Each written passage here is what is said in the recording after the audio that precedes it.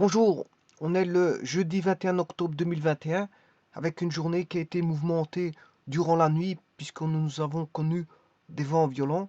Euh, je vous rappelle qu'on est en plein automne, que la chute des feuilles commence à s'apercevoir de plus en plus. On a de plus en plus de feuilles qui tombent euh, quotidiennement. Les rues commencent, je ne vais pas dire qu'elles sont bondées de feuilles, enfin celles qui sont près des forêts et voilà, des bois. Je ne veux pas dire que les rues sont encore inondées de feuilles, mais en tout cas, on perçoit les premières chutes de feuilles. Enfin, les premières, elles ont déjà commencé depuis quelques jours. Mais en tout cas, ça commence à s'agglutiner petit à petit. Ça commence à s'agglutiner et à monter au fur et à mesure au niveau des feuilles. Et les arbres commencent à se dénuder petit à petit. Mais ici, on n'est pas encore à une phase où les arbres sont complètement dénudés. Certains, oui, certains qui étaient, voilà, qui avaient très, très peu de feuilles, ont déjà tout perdu, mais c'est rare, hein. C'est rare, c'est un cas de figure sur une centaine d'arbres. Sur 1000 arbres, vous allez retrouver ça, mais bon, c'est des arbres qui sont déjà en décomposition eux-mêmes. Mais en tout cas, il reste encore du vert. Et ils commencent, voilà, certaines brunissent et finissent par tomber. Mais en tout cas, les arbres restent mitigés, verts. On a quand même beaucoup de vert avec un petit peu de brun. Mais le brun commence à tomber. Et quand ça sera complètement, voilà, quand tout va devenir brun, bon, chaque fois que des feuilles passent aux phases brunes, de verte à brune, ben, elles tombent. Pour laisser la place, bien sûr, à des arbres dénudés euh, durant la période de fin d'automne jusqu'à la fin de l'hiver.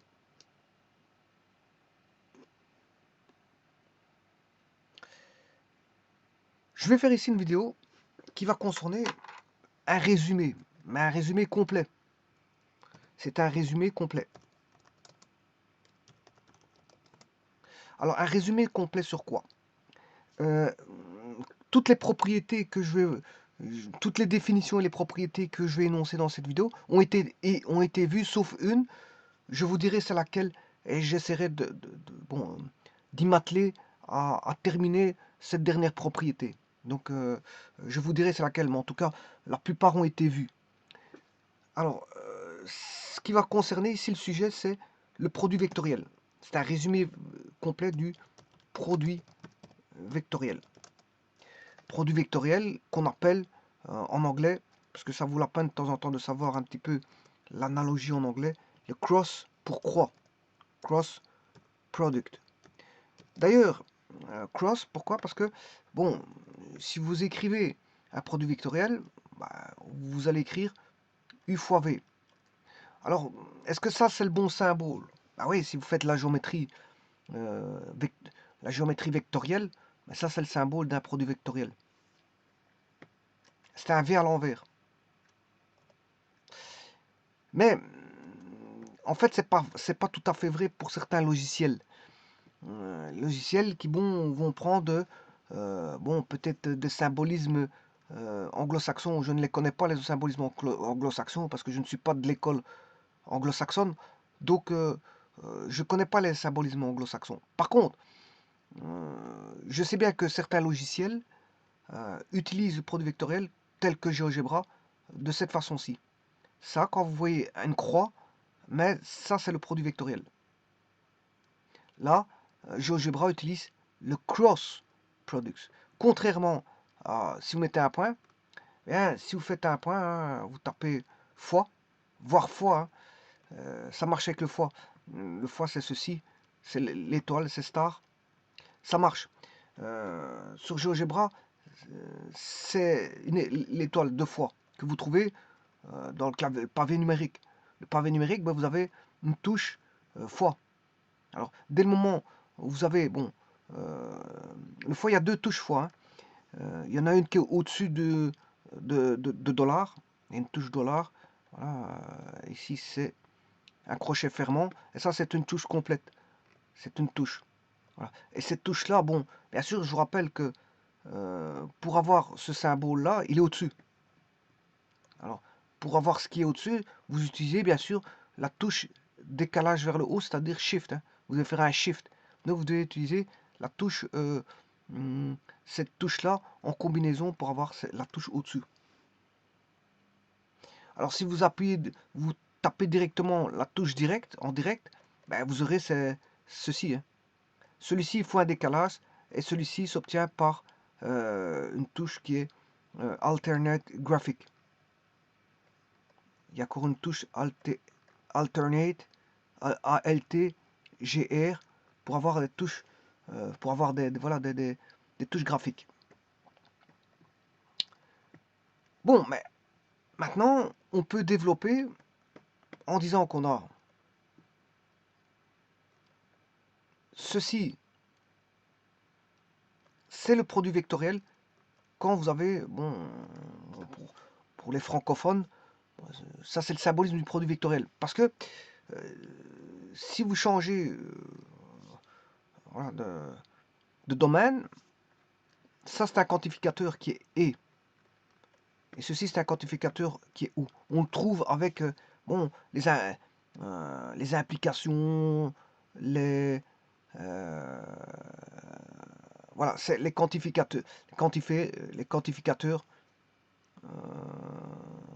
Enfin, il y a le mot quantificateur, mais ça c'est une. Enfin, je me rappelle plus du mot. Je m'excuse du mot. Il y a les quantificateurs. C'est pas un quantificateur, le nom, c'est une. Je sais plus le nom. Je sais plus le nom. Je m'excuse, mais bon, c'est un. En tout cas, c'est un symbole qui signifie et. Et pour le premier, et ou pour le second.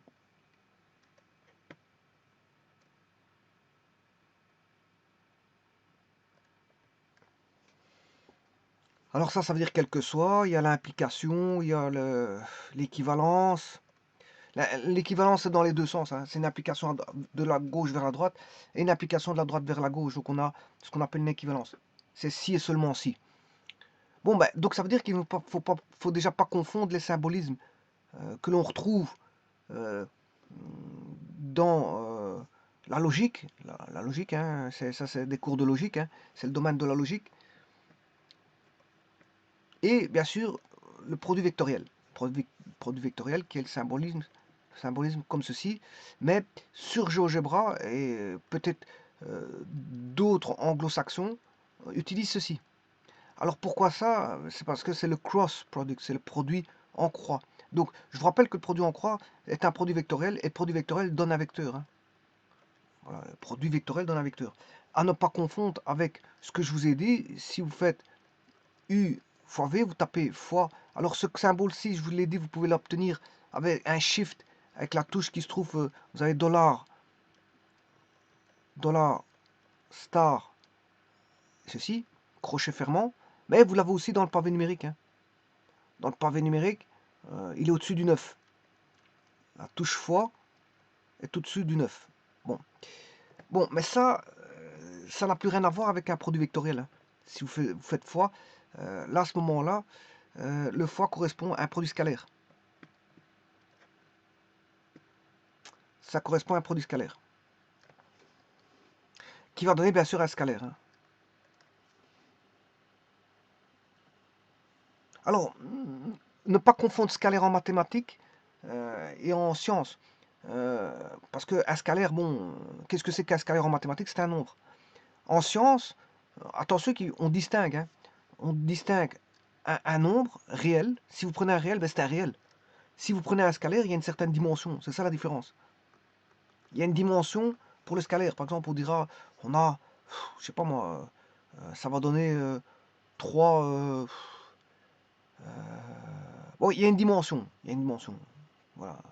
Faut savoir que le produit scalaire peut donner une dimension. Alors, si vous multipliez par des réels, ben, si on a un réel comme résultat en produit scalaire, ben, on n'a pas une dimension qui est liée. On n'a pas une unité qui est liée avec le nombre. Par contre, si vous avez un scalaire, vous avez une unité qui est liée avec le nombre. Alors maintenant, ce fameux fois, bon, sur GeoGebra, ce symbole-là, c'est plutôt celui-là qui est utilisé. Voilà, c'est la croix, c'est le cross product. Maintenant, sur GeoGebra, c'est le fois pour avoir le produit scalaire. Donc le produit vectoriel est obtenu par un produit en croix, et sur GeoGebra, pour obtenir un produit scalaire, c'est la multiplication. Alors maintenant, dans les symbolismes, moi je vais utiliser ce symbolisme ici, qui n'est pas voilà, un quantificateur, hein.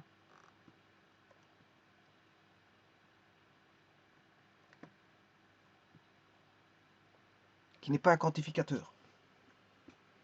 Qui n'est pas un quantificateur quelconque, booléen ou autre. Voilà, ça n'a rien à voir avec la logique. Ici, c'est tout simplement un produit vectoriel.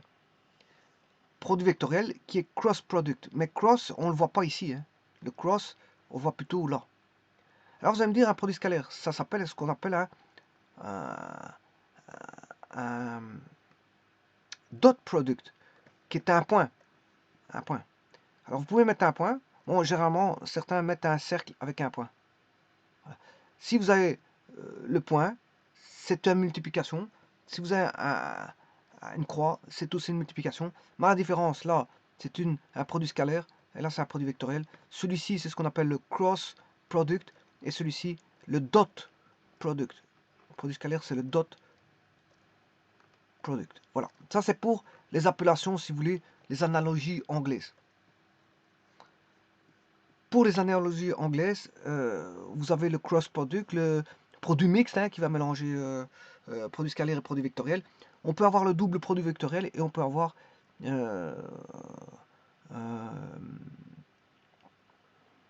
donc on peut avoir un produit scalaire, un produit vectoriel, un produit mixte qui mélange produit scalaire et produit vectoriel, et le double produit vectoriel. Donc ça, c'est la première chose à savoir. Alors, la seconde chose à savoir, donc, c'est le symbole utilisé pour le produit vectoriel. Alors ici, moi, je vais utiliser un symbole qui est un V à l'envers. Alors, quand vous écrivez ceci, il s'agit de l'opérateur produit vectoriel. Bon, ça, c'est la première des choses dans mon résumé. La seconde chose, c'est qu'on multiplie quoi? Ben, des vecteurs entre eux. On peut multiplier, voilà, on multiplie des vecteurs. Le produit vectoriel nécessite l'usage de vecteurs. Donc, bien sûr, U, V appartiennent tous les deux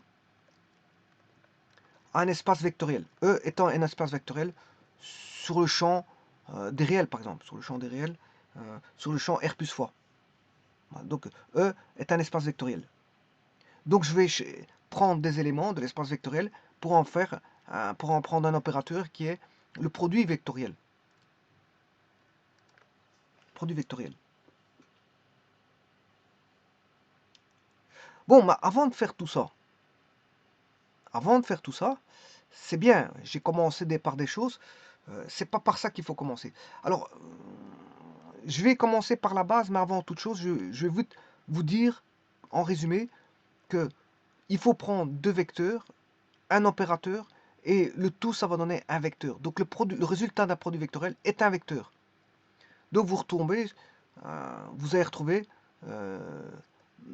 un troisième élément qui va combiner, bien sûr, UV pour donner un troisième élément qui est W. Et cette combinaison, ben, c'est le produit utilisé avec l'opérateur produit vectoriel. U fois V va donner W. Mais avant toute chose, c'est pas ça qu'il faut voir. Parce que les produits vectoriels étant utilisés pas dans n'importe quel contexte. Il faut ce qu'on appelle à la base un ROD. Un ROB. Donc vous avez un repère orthonormé direct. Donc il faut qu'il y ait la présence d'un repère orthonormé direct ou pas. Hein. Il peut être, ouais, bon. C'est vrai qu'ici il n'est pas obligé d'être direct. En tout cas, il doit être orthonormé, ça c'est sûr. Donc ce qui veut dire que vous devez avoir soit un repère droitier ou un repère gaucher. Donc il n'est pas obligé d'être direct. Il y a le repère rétrograde et non rétrograde. Voilà, il peut être l'un ou l'autre, rétrograde ou non rétrograde. Alors le repère droitier, on peut avoir un repère droitier à ce moment-là, on a I, J, K. On peut faire la règle du tire-bouchon. En mécanique, c'est la règle du tire-bouchon. En mathématiques, IJK, c'est le pouce main droite,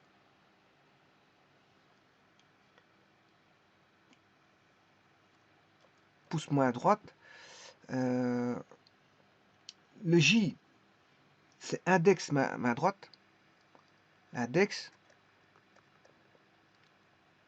main droite, et le K, c'est le majeur main droite. Bon, on peut avoir un repère gaucher, vous adaptez tout à gauche. Hein. Vous devez adapter tout à gauche. Donc on a un repère ici rétrograde et non rétrograde. On peut vous utiliser l'un ou l'autre. C'est pas obligé d'être un repère orthonormé direct. Mais en tout cas, il doit être orthonormé, ça c'est sûr. Donc on doit avoir un repère orthonormé droitier ou gaucher. Mais en tout cas, orthonormé, ça c'est sûr. Alors ici, je vais bien regarder. Donc le pouce, on a I, J, K. Là, vous mettez le pouce. Le J, c'est l'index. Et le K, c'est le majeur.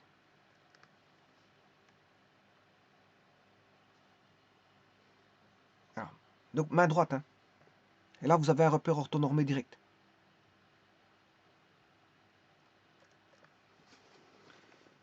Voilà, donc la première des choses à voir, c'est un contexte. Quel est le contexte? C'est d'avoir un repère. Et ce repère, il est obligatoire, il est obligé d'être orthonormé. Maintenant, orthonormé, que vous le preniez droitier ou gaucher, ça on s'en fout. Mais en tout cas, il doit être orthonormé. Donc, la définition là du produit vectoriel se fait dans un repère qui est orthonormé. Donc, on a la présence d'un repère orthonormé, droitier ou gaucher, peu importe. Ça, c'est le contexte. Et maintenant, on va se jouer d'aller rechercher des éléments d'un ensemble, d'un espace vectoriel, qui est sur le champ R plus fois, bien sûr. Voilà, on a une loi, un espace vectoriel avec une certaine loi. Voilà, on a une loi de composition interne sur le champ R plus fois. Alors, on a U fois V égale W, donc on prend deux vecteurs, on prend l'opérateur produit vectoriel et on a un vecteur W. Alors, la définition de ça, bien sûr, un vecteur possède une direction, W, le résultat est un vecteur, donc il va posséder une direction, un sens et bien sûr une norme.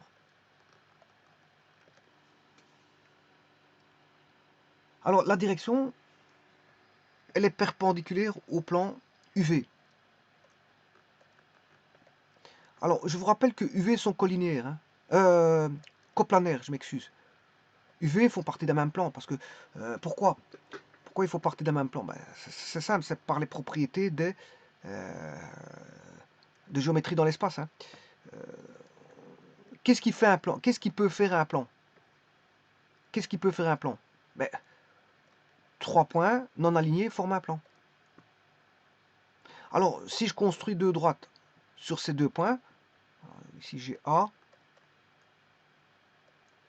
B, C, ben, deux droites séquentes forment un plan. Bon, maintenant, vous allez me dire, ouais, mais deux droites parallèles aussi. Hein. Ouais, on est d'accord. Deux droites parallèles forment un plan. On est d'accord. Deux droites parallèles forment un plan. Bon, mais moi, ce qui m'intéresse le plus, c'est ce cas-là. Et donc, avec ces droites, je peux construire des vecteurs. Donc, ce qui veut dire que deux droites séquentes forment un plan. Ce qui veut dire deux demi-droites séquentes peuvent former un plan aussi. Ce qui veut dire qu'avec des demi-droites, je peux créer des vecteurs. Deux vecteurs séquents forment un plan. Alors s'ils ne sont pas séquents, ben, je peux les rendre séquents, c'est pas un problème, parce qu'on a des vecteurs libres Je peux lier à un moment donné des vecteurs à l'origine, par exemple. Je ramène tout à l'origine. Donc les vecteurs, je prends des vecteurs, je prends les vecteurs équivalents qui sont dans l'espace, je les réunis tous en un même point et je les lie tous à un point d'application. Donc je crée des vecteurs liés à partir de vecteurs libres de l'espace. Je vais chercher leur équivalent ou leur vecteur équivalent ou leur vecteur égal pour les relier tous à l'origine pour avoir ce qu'on appelle des vecteurs liés. Ils seront tous liés à l'origine, donc il y a moyen d'avoir une intersection, c'est pas un problème ça. Et donc tout, tout vecteur, deux vecteurs va former un plan, et c'est le cas ici. On a le produit vectoriel de deux vecteurs. Donc ces deux vecteurs-là, UV, ben, ils forment un plan. Ils forment un plan. Et ce vecteur-là est d'office perpendiculaire au plan formé par les vecteurs que vous avez liés à l'origine, qui forment un plan. Donc, le vecteur W, c'est un vecteur qui est perpendiculaire au plan formé par les vecteurs UV. Il sera d'office perpendiculaire. Donc la direction, c'est du plan UV, il est perpendiculaire au plan UV. Alors, le W sera perpendiculaire à toute droite du plan, puisque W est perpendiculaire au plan. Donc, si voilà, un segment ou son support qui est une droite, si une droite, voilà, ici j'ai un support du vecteur, voilà, que je vais appeler delta, si une droite est perpendiculaire à un plan, mais cette droite est perpendiculaire à toute droite contenue dans le plan pi. Voilà, donc je peux mettre maintenant des autres vecteurs dans le plan. Une fois que si je mets un vecteur dans le plan pi, voilà, il est coplanaire à UV,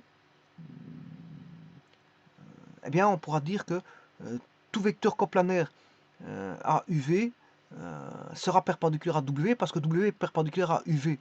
Et comme W est perpendiculaire à UV et UV formant un plan, ben, W est perpendiculaire à tout vecteur du plan pi. Et ça, donc la direction, c'est fondamental à savoir, c'est un vecteur qui est perpendiculaire au plan formé par les vecteurs où on va calculer le produit vectoriel U fois V. Alors le sens. Le sens, il est de telle sorte que le vecteur UVW est même orientation que le repère.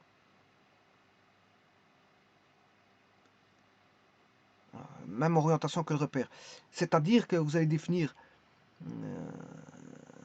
un repère droitier ou gaucher. Bon, le sens, je vais le travailler autrement. Je vais le travailler autrement, au travers de la norme. C'est plus facile de voir ça. Donc, la première des choses,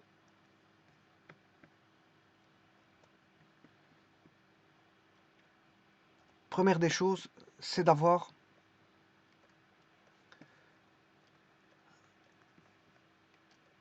un repère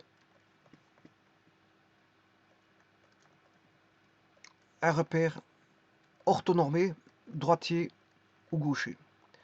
Deuxième chose, c'est d'avoir un espace vectoriel sur le champ R plus fois dans lequel on va chercher des vecteurs U, V, et dont le résultat, bien sûr, c'est un espace vectoriel. Hein, donc si c'est un espace vectoriel, il va donner qu'un seul résultat. Hein, il ne va pas en donner 36. U fois V ne donne qu'un seul résultat. Voilà, c'est une application. Puisqu'on a une loi de composition interne qui est une application.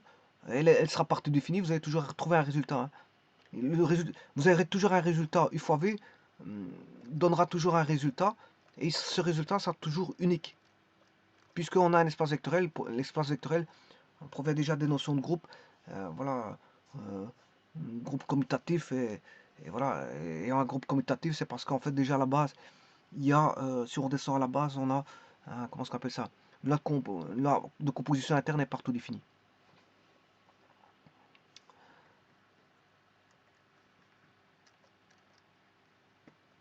Je viens de vous dire que la direction U fois V donne un vecteur.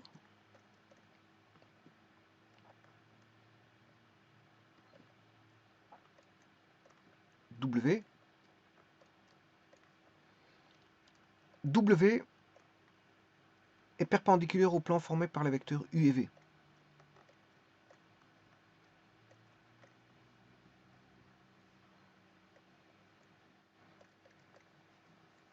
Ça, là, on a la direction de W. Il est perpendiculaire au plan formé par les vecteurs U et V. Le sens. Mais le sens, c'est suivant l'orientation. Si je fais... Je tourne de U vers V.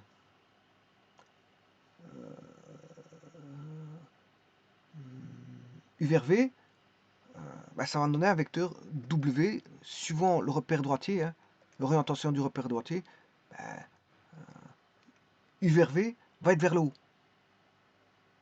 Si je tourne de U vers V, il va être, le sens sera vers le haut. Voilà. Sinon, si vous faites V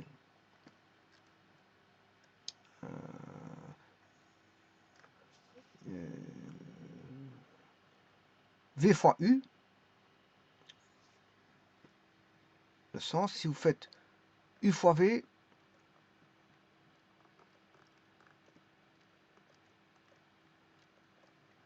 est égal à, est opposé, il sera vers le bas, moins V fois U. Et ça, c'est par la définition de la règle du tire-bouchon, de l'orientation du repère qui est un repère droitier ou gaucher. Voilà. En tout cas, c'est en mécanique, si vous dites que vous faites tourner le vecteur de U vers V, donc on a une orientation, on va dire, de rotation de U vers V. U vers V, la règle du tire-bouchon fait en sorte que le W monte. Mais on peut le faire avec la règle de la main droite et de la main gauche. Hein. Voilà, pour voir s'il monte ou il descend. Et là, on a une propriété, une fameuse propriété. Parce que U fois V n'est pas égal à V fois U. On a ce qu'on appelle l'anticommutativité. Alors si vous faites V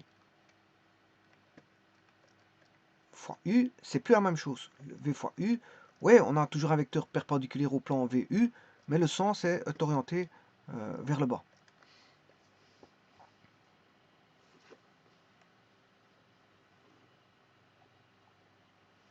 Donc on a ce qu'on appelle l'anticommutativité. Le sens vous permet de faire apercevoir qu'on a une propriété fondamentale qui est l'anticommutativité.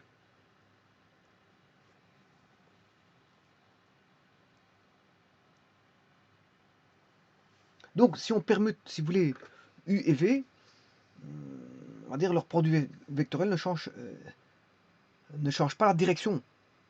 Mais ce qu'elle va faire, c'est changer le sens.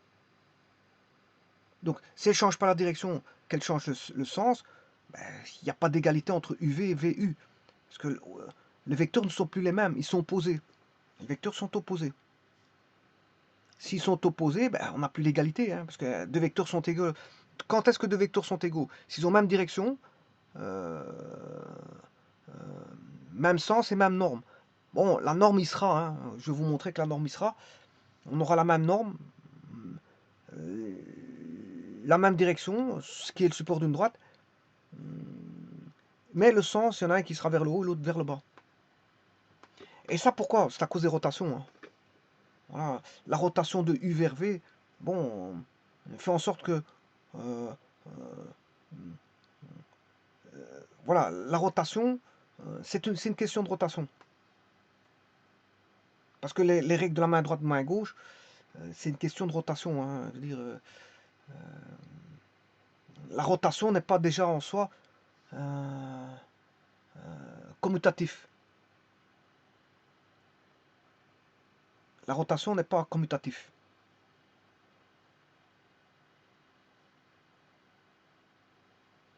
Voilà. Ça provient de là. Alors maintenant, la norme. La norme, c'est ce qu'on appelle l'intensité, ou si c'est des vecteurs géométriques, on parlera de longueur aussi. Alors je vous rappelle que des vecteurs géométriques, leur dimension, c'est une longueur. Hein. Exclusivement une longueur, rien d'autre. Alors qu'en science, on peut trouver des vecteurs avec d'autres dimensions. Donc là, on n'a plus des vecteurs géométriques, mais des vecteurs non géométriques si on n'a pas une dimension, une longueur. Donc, tant que ça reste un vecteur géométrique, on peut encore parler de longueur en tant qu'intensité. Donc, l'intensité,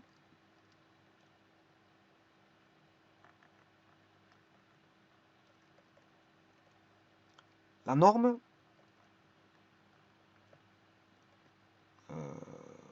du vecteur W qu'on note comme ceci. Alors maintenant, si ça vous embête de mettre chaque fois une double barre, vous pouvez mettre qu'une seule barre, hein.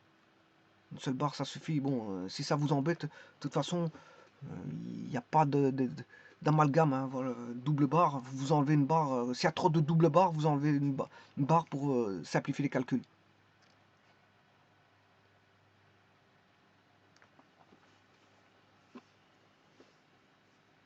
Alors il y a un autre nom, il y a norme, intensité et il y a module.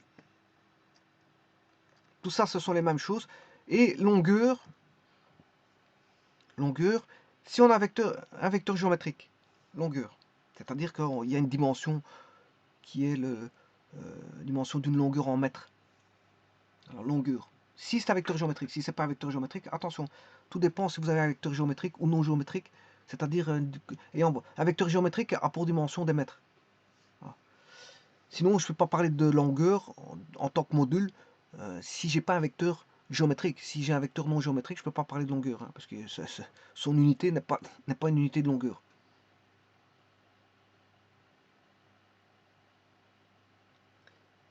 Alors, à partir d'ici, je vais définir la norme. Comme ça, le vecteur W, il est défini. Le vecteur W, il est défini. Donc, il est défini au niveau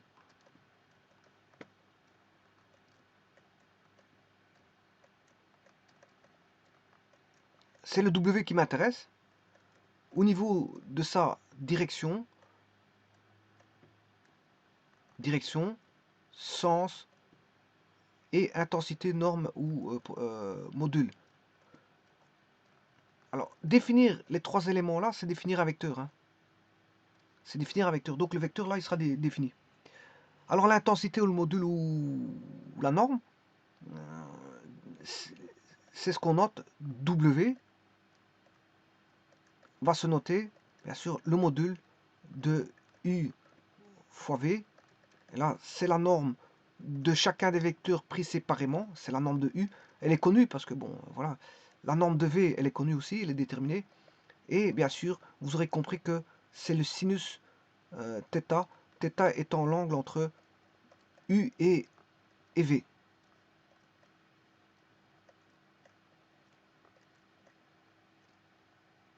Alors, ce θ, il est compris entre 0 et 180.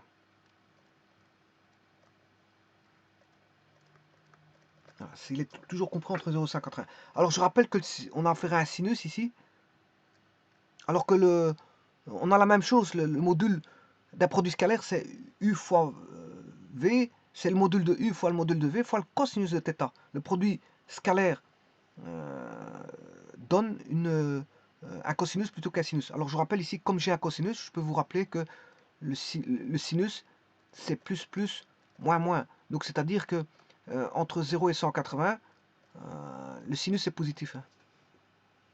Et entre 180 et 360 non compris, donc eh bien, le sinus est négatif.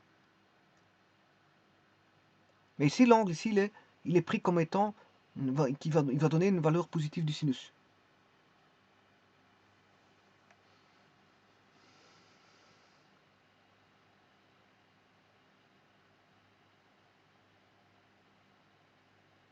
Alors, je vous ai dit que on a la non-commutativité du produit vectoriel.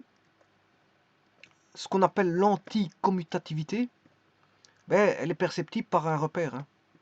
Ça vient à cause de la rotation. Alors, si j'ai U fois V,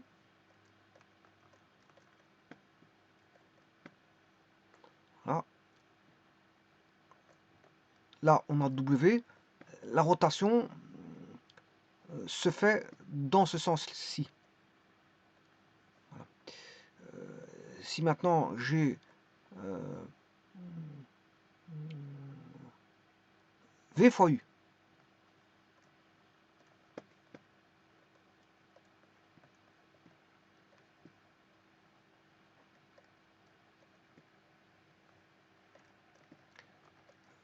V fois U.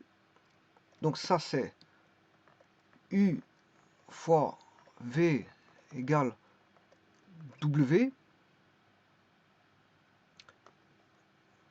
Et là, si je tourne V fois U, là je vais faire V fois U.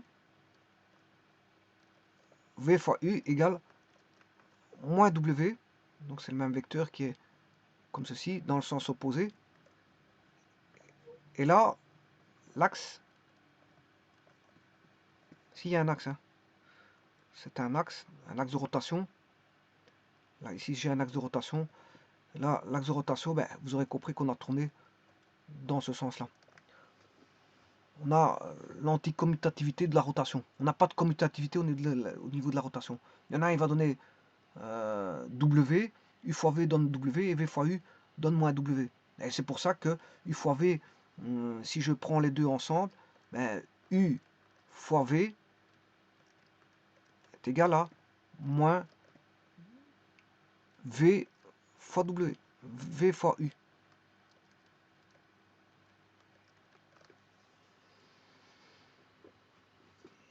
Donc, mais W est toujours perpendiculaire au plan formé par les vecteurs UV. Hein.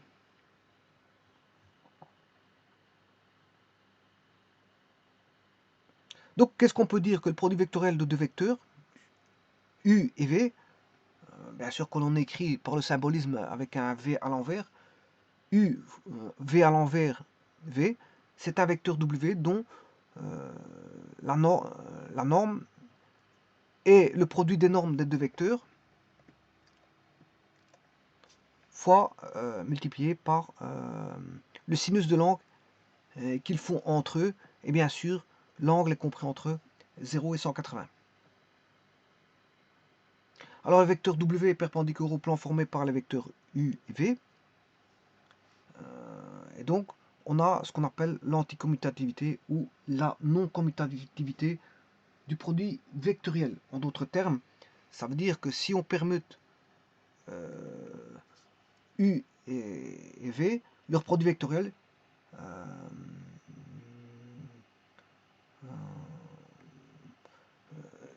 leur produit vectoriel ne change ni de direction ni d'intensité, mais il change de sens. Il change de sens. Donc on dira que le produit vectoriel est anticommutatif.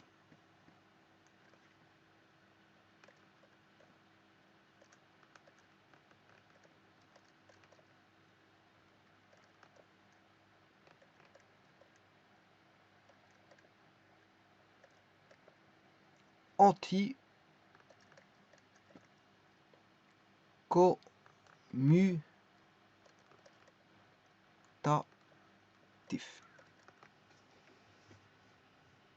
Alors à partir de ces données-là que je viens de développer, ben, on peut définir le produit vectoriel. Hein. J'en ai dit assez pour définir le produit vectoriel. Et maintenant je peux le définir. Avant de voir les propriétés, bien sûr, la suite des propriétés, je peux définir le produit vectoriel comme étant le produit vectoriel de deux vecteurs U et V. Donc on a bien deux vecteurs U et V provenant d'un espace vectoriel, bien sûr. C'est un vecteur W. C'est un vecteur. Donc le résultat est un vecteur. On multiplie deux vecteurs pour avoir un vecteur. Dont la direction est perpendiculaire au plan formé par les vecteurs UV. Voilà, ça c'est la direction, on connaît la direction. Dont le sens est tel qu'on a le trièdre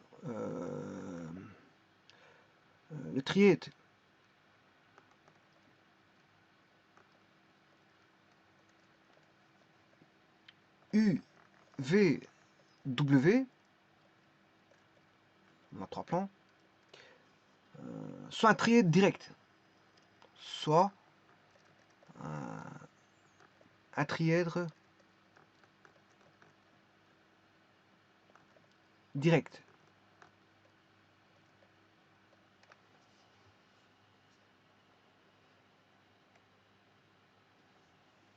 et dont, là je parle bien au niveau de direction, au niveau de sens, et dont le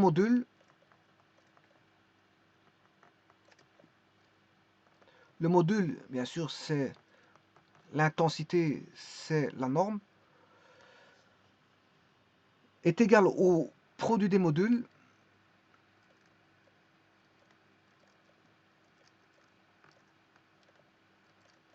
fois le sinus de l'angle entre les deux vecteurs.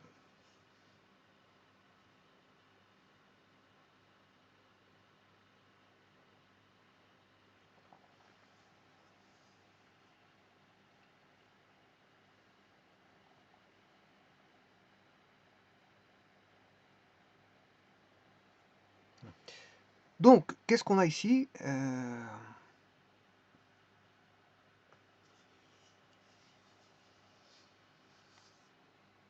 On a la définition du produit vectoriel entre deux vecteurs U et V.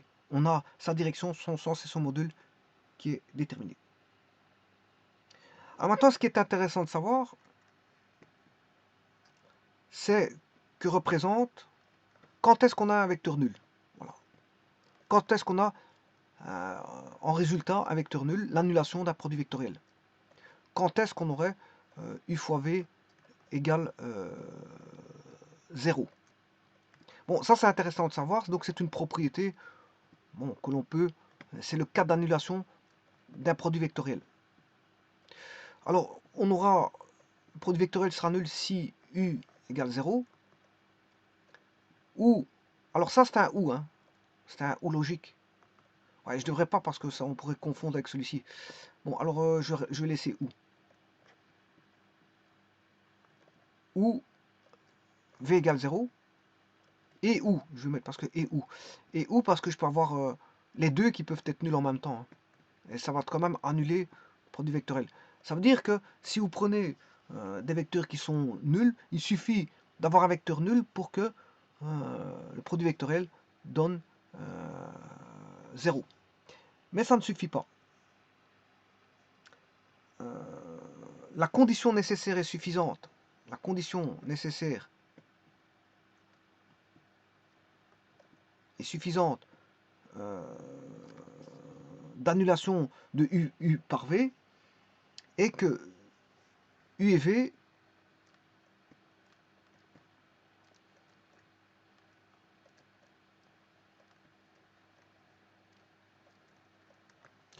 U et V soient collinaires.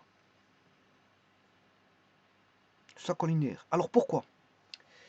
Alors pourquoi? Parce que, bien sûr, une des propriétés que je vais voir ici, c'est qu'on peut exprimer de façon analytique le produit vectoriel U par V par un déterminant dans lequel on met le repère, enfin les vecteurs de base, IJK, les vecteurs de base, et dans lequel on va mettre les composantes de U, que je vais appeler U1, U2, U3, V1, V2, V3, et là vous avez les composantes en IJK du vecteur W. C'est comme ça qu'on trouve les composantes du vecteur W. Mais ici on a un déterminant, si on discute sur le déterminant, qu'est-ce qui peut annuler les déterminants? C'est ces deux lignes-là. Alors comment? Ben, soit vous mettez 0, 0, 0, mais ça, ce cas d'annulation, je l'ai vu. Ou, ici, je peux mettre 0, 0, 0, ou les deux 0, 0, 0. Bon, une fois qu'il y a une ligne de 0, c'est fini. Le déterminant s'annule. Mais un cas d'annulation du déterminant, c'est qu'on a deux lignes proportionnelles. Deux lignes proportionnelles, ça veut dire que U1 égale K fois V1, U2 égale K fois V2, et U3 égale K fois V3. Bon, j'aurais pu marquer V1 égale mu fois U1, V2 égale mu fois U2, et V3 égale mu fois U3. Donc là, c'est ce qu'on appelle, on a des vecteurs linéairement dépendants, donc on a ce qu'on appelle une collinéarité. Collinéarité, c'est soit parallèle ou parallèle distinct ou parallèle confondu. Donc ici, la condition nécessaire est suffisant d'annulation est le parallélisme, la collinarité des vecteurs U et V. Si vous avez U est proportionnel à V, à ce moment-là, on a l'annulation du produit vectoriel. Bon, donc ça veut dire que U et V seraient parallèles. Parallèles distincts ou confondus. Hein. Parallèles distincts ou confondus. Et là, à ce moment-là, on a l'annulation de ce vecteur-là. Tout retombe à 0. Le produit vectoriel est nul. Voilà, là, le produit vectoriel, il vaut 0. Parce qu'on a les deux vecteurs UV qui sont collinéaires, soit parallèles distincts ou parallèles confondus.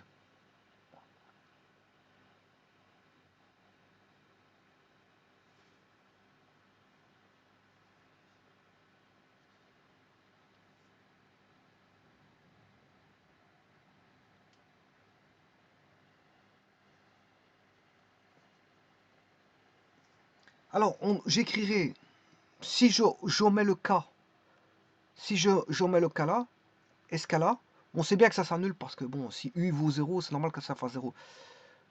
Ça va s'annuler, quel que soit U, V, appartenant à l'espace vectoriel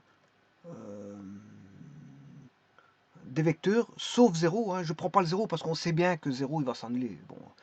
Alors, si je mets ce cas-là, quand est-ce qu'il va s'annuler? U fois V va s'annuler.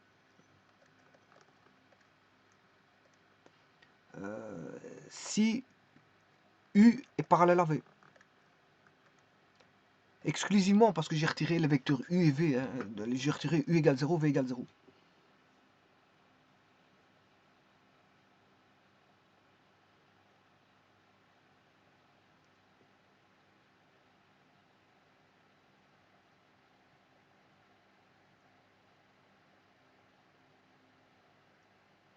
Maintenant, ça c'est un cas d'annulation. Maintenant, je vais regarder l'interprétation géométrique. L'interprétation géométrique.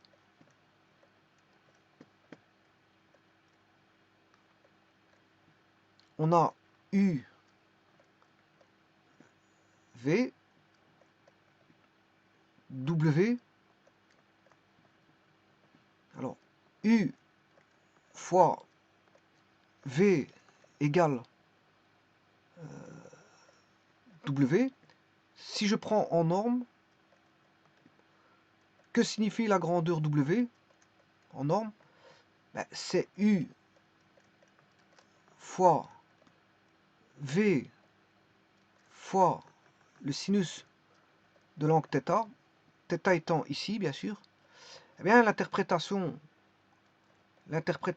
géométrique de ça, c'est que ça va mesurer l'aire du parallélogramme formé par les vecteurs UV. Donc on a un parallélogramme ici, c'est ça, ceci, ça constitue l'aire du parallélogramme constitué par les vecteurs U et V. Alors là vous avez une parallèle à V, et là j'ai une parallèle à U. Et vous construisez un parallélogramme, et ce parallélogramme-là, ben, son aire, ben, c'est la norme du produit vectoriel. C'est ça, c'est l'interprétation géométrique.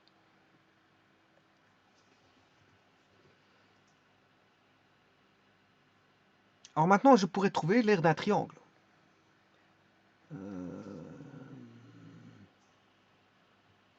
L'aire du triangle, par exemple, ici. Voilà. C'est l'aire du triangle là. Alors je peux trouver l'aire du triangle là. Je peux l'appeler A, B, C, ou l'aire du triangle BCD. Bon, ils ont les mêmes aires. L'aire de ABC égale l'aire de BCD.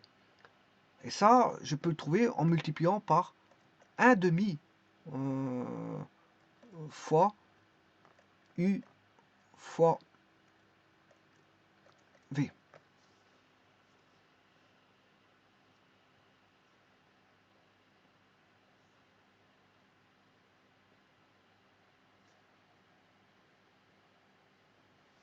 Donc j'aurai 1 demi. Norme, alors U, c'est AC ici, fois V, c'est AB. Dans tous les cas de figure, il faut une origine commune, hein. Alors j'aurais pu le faire avec BD, le triangle BCD. Je pourrais faire le triangle BCD, c'est le même, hein. C'est la même chose. Et là, on a une symétrie. Parce que BC est une diagonale, hein. Dans un parallélogramme, les diagonales se coupent en leur milieu. Voilà, ils se coupent en leur milieu. Et les diagonales vont diviser en deux parties, deux parties d'air égales. Donc si le triangle, l'air ABC vaut le triangle BCD. Donc ce qui est fait d'un côté, je peux le faire de l'autre côté aussi. C'est le même, hein. Donc j'aurai BD fois BC divisé par 2. Enfin, BD fois DC divisé par 2. Et donc là, en interprétation géométrique, bon, j'ai l'air d'un parallélogramme.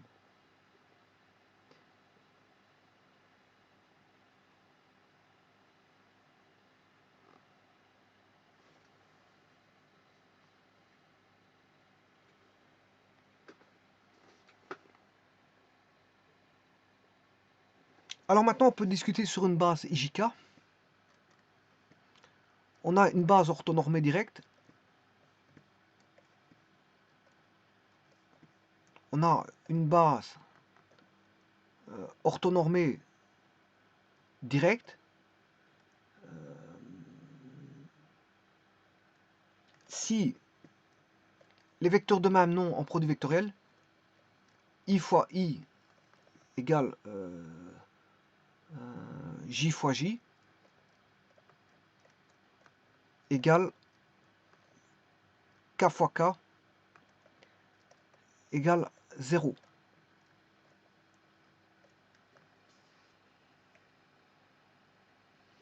Mais I fois J égale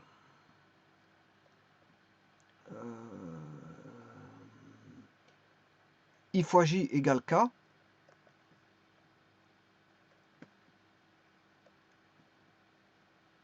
Alors il faut faire la règle de la main droite, hein. Vous vérifiez la règle de la main droite. J fois K égale I.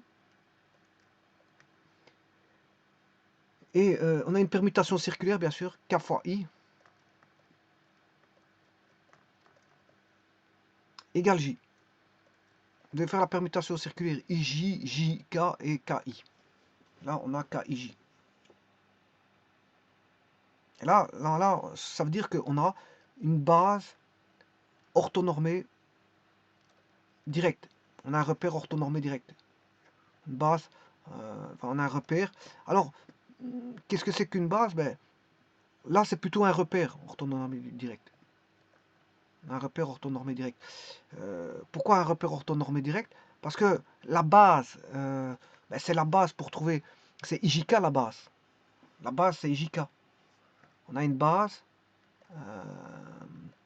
I, JK qui permettent de définir les vecteurs dans cette base-là, dans la base IJK. Et un repère, ben, il est composé d'une origine et d'une base, enfin, d'une base IJK. C'est ça le repère. Il faut tenir compte de l'origine. I, J, K. Donc un repère, si vous voulez, c'est une origine et une base. Là, on a un repère orthonormé direct parce que il vérifie, bon, I fois J, il vérifie tout ça.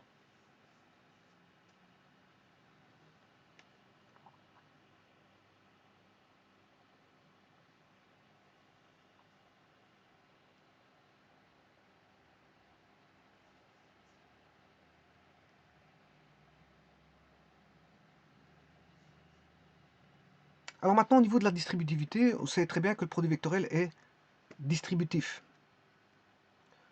Donc je peux écrire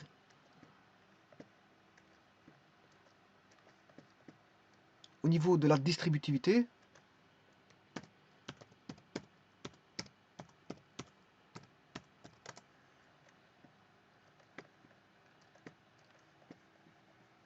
U fois V plus W est égal à U fois V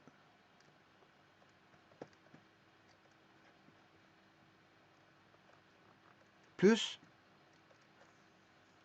U fois W. Donc on a la distributivité du produit vectoriel. On a aussi ça c'est la distributivité simple, mais on a la distributivité double. Hein. U plus V fois W, UVW X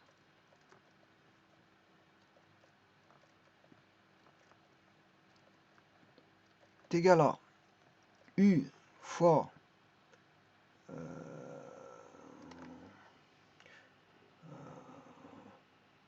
W plus X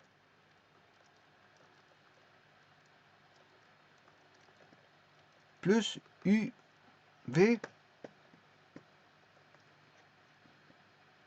Je transforme en deux distributivités simples. W plus X. Donc c'est égal à quoi?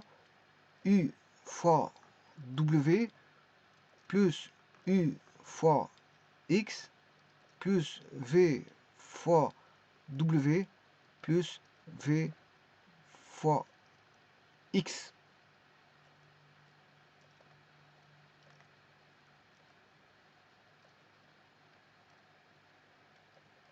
Donc on a 4 termes. Hein. 1, 2, 3, 4. Et là on aura deux termes.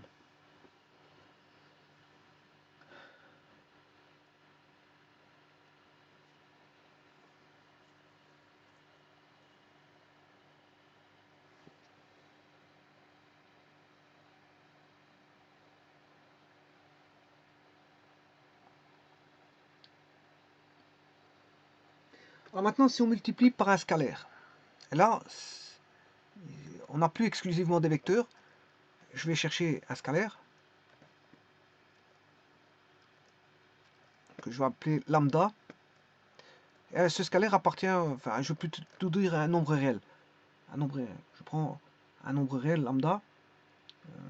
Je peux écrire que lambda fois u fois v, c'est égal à lambda u fois v. Je peux dire que u fois lambda v est égal à lambda u fois v.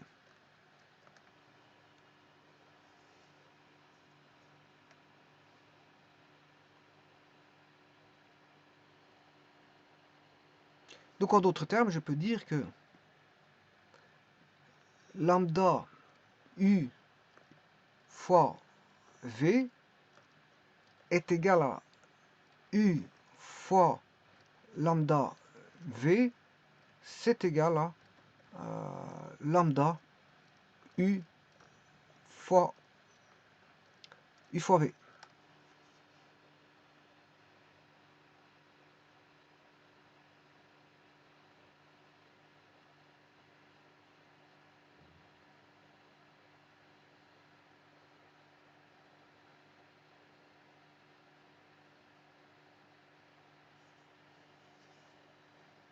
Maintenant, si j'écris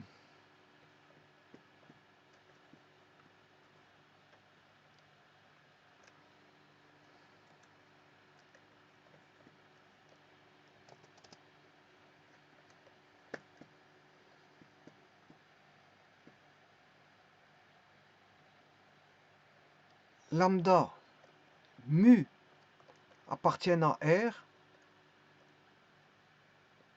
lambda u fois mu v, je peux dire que c'est lambda mu u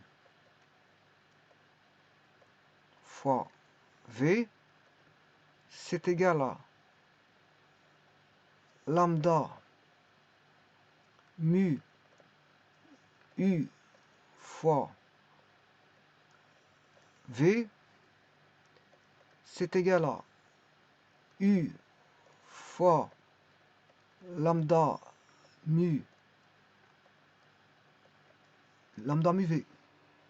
Mais c'est aussi égal à mu U fois lambda V.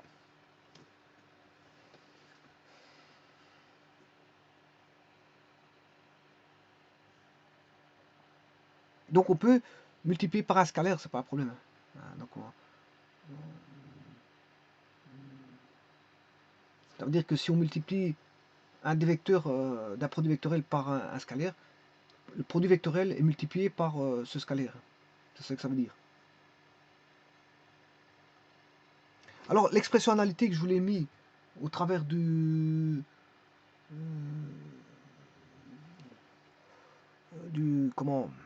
déterminant.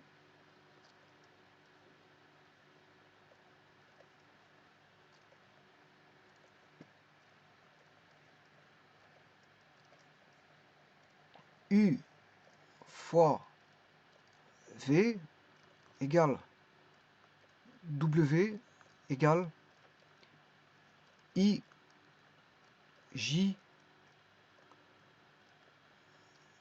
K. Alors je vais mettre la coordonnée, enfin la composante de U, je vais mettre x1, y1, z1. La composante de V, c'est x2, y2, z2. Et je peux trouver la composante en I de W, la composante en J de W et la composante en K de W. Alors comment? Ben, en fait, par les mineurs ou vous développez par Sarus. Par Sarus.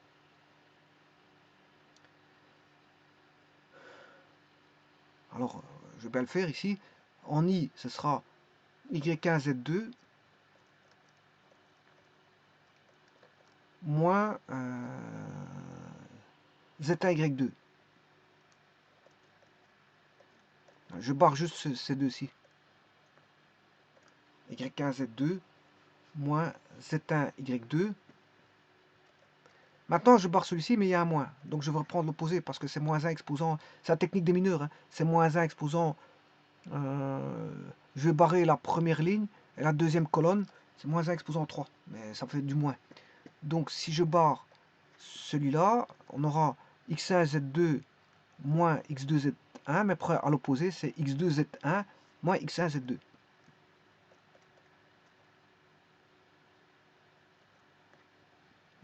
Ce sera x2, z1 moins x2, z1 moins x1, z2.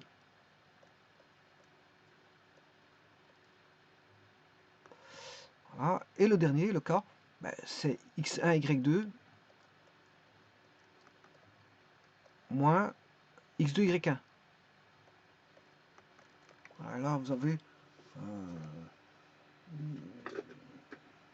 le produit vectoriel sous forme analytique.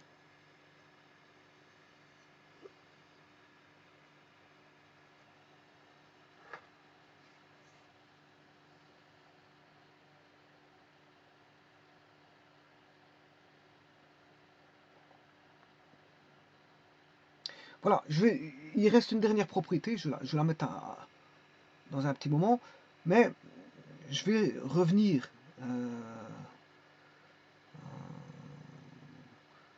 sur les dimensions, et après je fais une dernière propriété. Je vais tout résumer, et puis je vais mettre les propriétés. Mais avant toute chose, j'ai encore une remarque à faire là-dessus. Le produit vectoriel,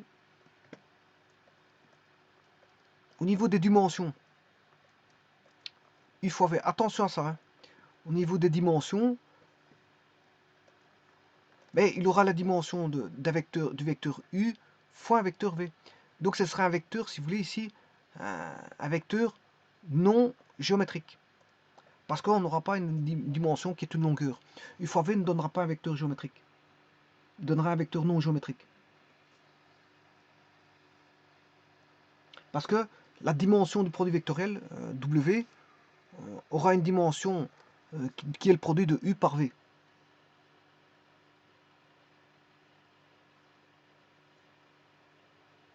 Par exemple, lorsqu'on définit le moment d'une force par rapport à un point, ben, vous voyez, on a une force, donc quelque part il faudra tenir compte de cette notion de force qui n'est pas un vecteur géométrique. La force n'est pas un vecteur géométrique parce que son unité est le newton. Hein.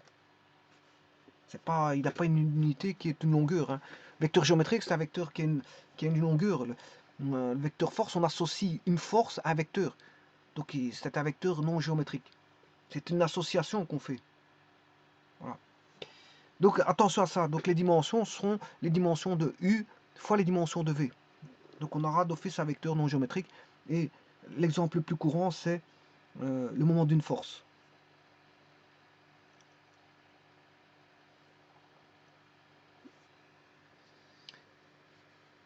Alors maintenant, vient le moment peut-être de résumer tout ça.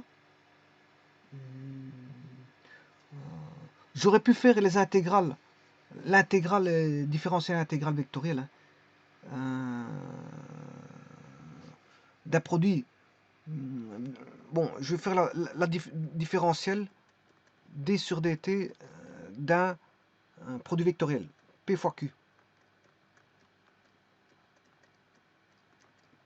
Eh bien, ça fait différentiel du vecteur p par rapport à dt.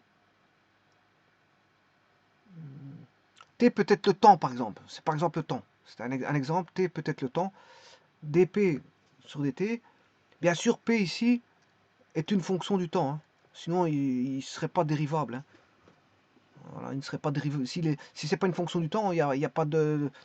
Voilà, il n'y a pas de raison de faire sa différentielle parce qu'en fait, face à sa dérivée, ici c'est sa dérivée, il n'y a pas de raison de faire sa dérivée parce qu'elle n'est pas variable en fonction du temps. Quelle est la raison de faire une dérivée alors qu'elle n'est pas, elle n'est pas variable en fonction d'une variable donnée. Donc ici, P est une variable en fonction du temps. C'est pour ça que je peux faire la dérivée par rapport au temps. Voilà, donc c'est dp sur dt, sachant que P est une fonction du temps. Par exemple, hein, T n'est pas forcément le temps. Ici, je peux prendre le temps comme exemple, mais c'est pas forcément le temps. Hein. Ici, j'ai pris le T comme le T étant le temps, dp sur dt. Bien sûr, fois Q plus Q,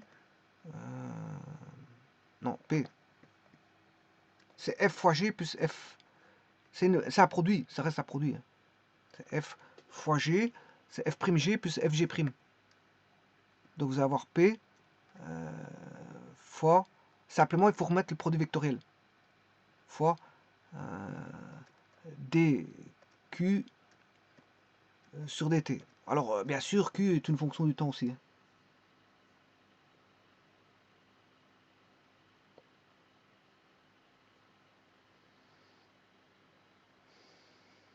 Alors si maintenant, par analogie, j'aurais fait le produit scalaire, d sur dt, du produit scalaire, bon, P fois Q, vous allez retrouver la même chose. Hein. Simplement, vous aurez des scalaires. dp sur dt fois q plus p produit scalaire dq sur dt.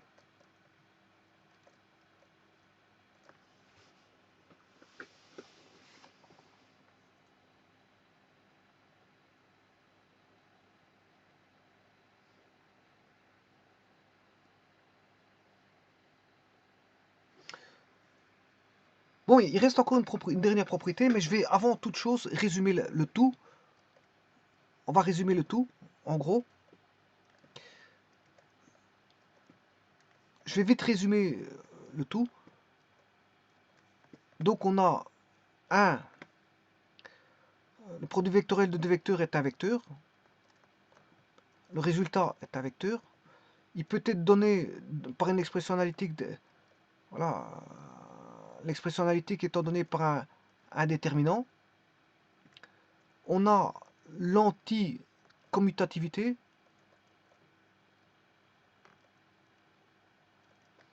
L'interprétation géométrique, ben, c'est qu'on a l'aire d'un parallélogramme.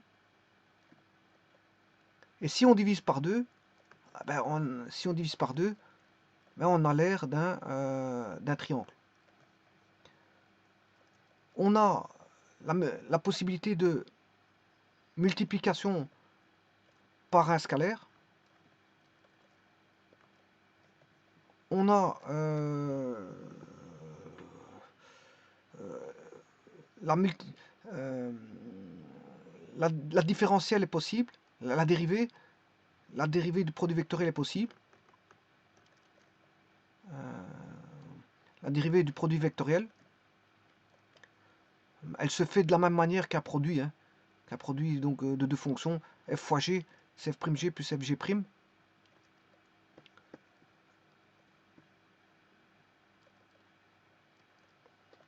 On a la distributivité du produit vectoriel. Alors, l'anticommutativité, c'est l'antirotation. L'antirotation, ça veut dire que vous avez un vecteur, l'un est vers le haut si vous faites tourner dans un sens, et l'autre est vers le bas si vous faites tourner dans l'autre sens. C'est voilà, c'est l'antirotation. L'anticommutativité, c'est l'antirotation. Alors, on peut vérifier si on a affaire à un repère orthonormé direct, au IJK, on sait le vérifier. Vérification d'un repère orthonormé direct.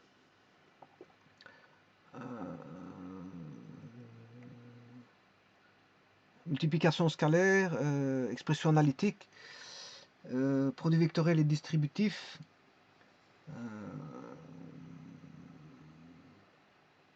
Le module, c'est la surface d'un parallélogramme.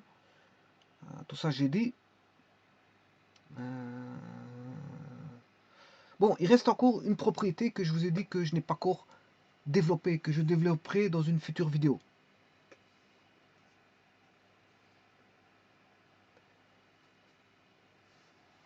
Bon, bien sûr, il y a aussi la norme. La norme, on sait bien que c'est U fois V fois le sinus de l'angle formé par les vecteurs UV. La direction, ben, c'est perpendiculaire au plan formé par le vecteur UV. Le sens, ça dépend de bon, si on a un repère direct ou pas.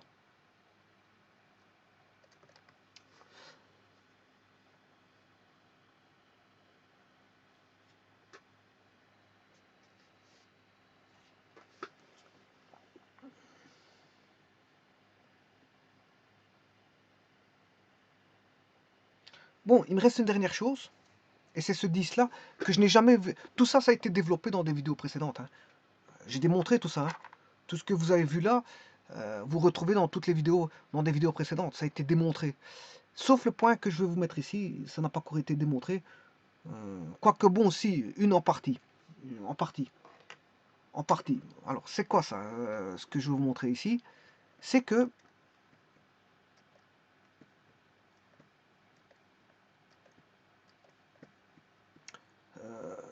l'aire du parallélogramme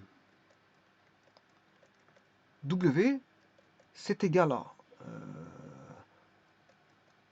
U fois V fois le sinus de l'angle entre U et V. Cette aire-là, regardez comment il peut être fait. On a le vecteur qui est comme ceci, le vecteur qui est là. U, V, Ah, ça c'est V, hein, c'est pas W.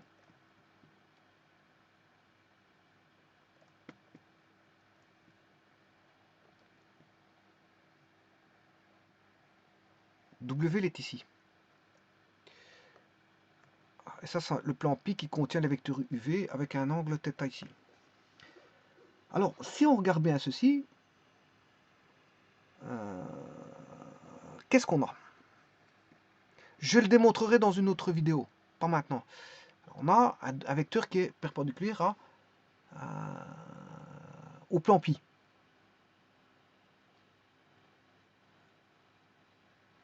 Un vecteur qui est perpendiculaire au plan pi.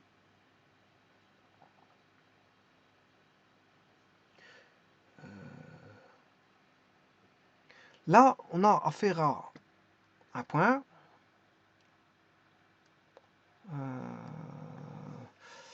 qui est la distance combinée. On a là la distance combinée, si vous voulez, d'un point à une droite et d'un point à un plan. Et justement, l'aire du parallélogramme ici bon, est donnée par, bien sûr, je l'ai mal dessiné, mais enfin bref, ceci, je le démontrerai, hein, je vais exprimer cette dernière propriété vaguement, parce que je vais démontrer tout ça. Bon, le tout, c'est parce que je dois rajouter, comme je fais un résumé, ben, je dois tout mettre dedans. Je dois tout mettre dedans. Or, tout a été démontré, tout ce que j'ai expliqué ici a été démontré dans vos autres vidéos. Ici, c'est rien d'autre que voilà, un parcours de tout ce qui a été vu auparavant. Hein. Tout ça, c'est un parcours de tout ce qui a été vu auparavant dans des vidéos qui étaient construites et développées, expliquées en détail. Donc, par contre, la dernière propriété, je vous ai dit que je ne l'ai pas encore démontré et que je le ferai dans une vidéo suivante. Enfin, suivante, pas tout de suite, parce que voilà, il y a d'autres vidéos qui vont venir avant, mais viendra un moment où la 10e propriété va venir, viendra. C'est la seule que je n'ai pas encore établie, mais je suis obligé de le mettre ici parce que c'est un résumé ici. Alors dans ce résumé-là, je vous démontrerai que, voilà, ça c'est l'aire, vous êtes d'accord avec moi que c'est l'aire du parallélogramme. C'est l'aire du parallélogramme. Mais c'est aussi la distance d'un point à une droite. La distance combinée d'un point à une droite. Alors je rappelle la distance combinée d'un point à une droite par rapport au vecteur UV, donc ce qui va être la norme de W. La norme de W va être une distance combinée entre voilà, un point et une droite. Distance combinée qu'on peut le faire avec le produit vectoriel ou double produit vectoriel. Donc ici, on aura la norme de U fois, bien sûr, au carré, V au carré,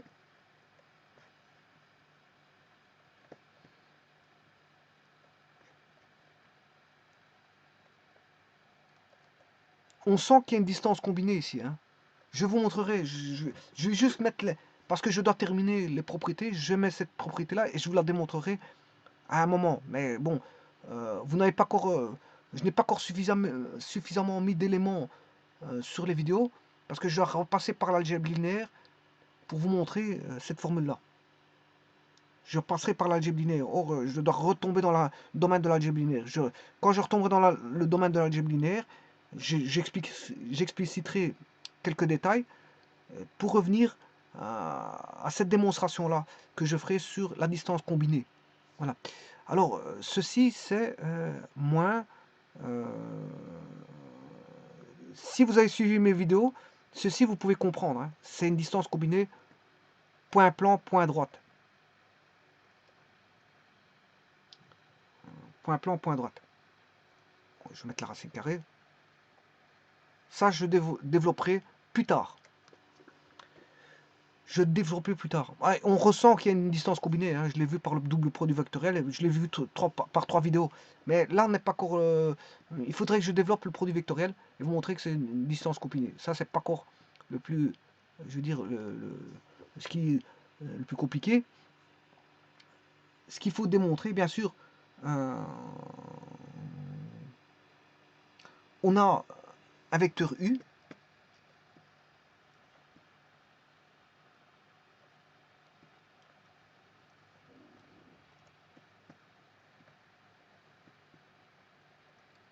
un vecteur V. Alors, le vecteur U,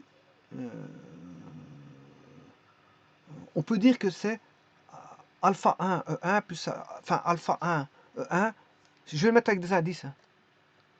Alpha 1, E1. Je démontrerai plus tard. Alpha 2, E2, tout ça. Bon, ici, je vais mettre tous les éléments en place, mais je ferai la démonstration plus tard. Voilà. Alors là, ça c'est le vecteur U. Je définis le vecteur B par alpha, bêta 1, E1. Alors E1, E2, E3, elle est une base. Hein.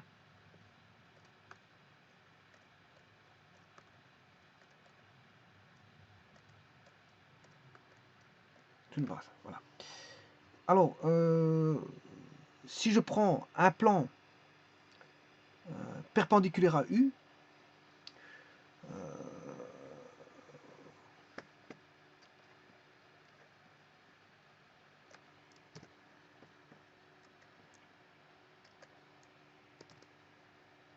un plan perpendiculaire à U,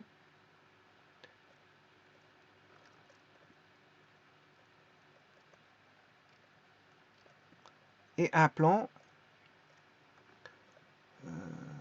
perpendiculaire à V.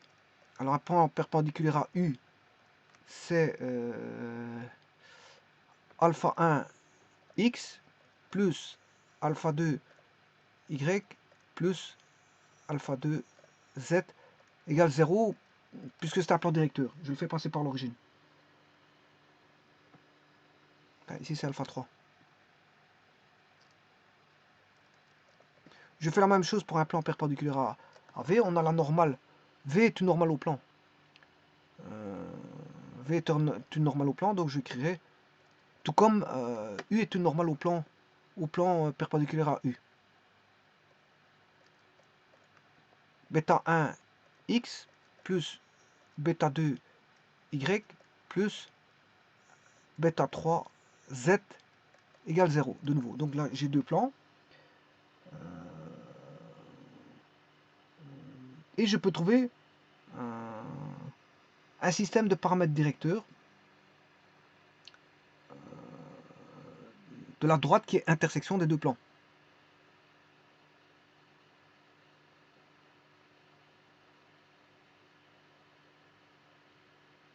Donc je peux trouver un système de paramètres directeurs de la droite qui est intersection des deux plans. Bah, vous aurez compris que le système de paramètres directeurs sera proportionnel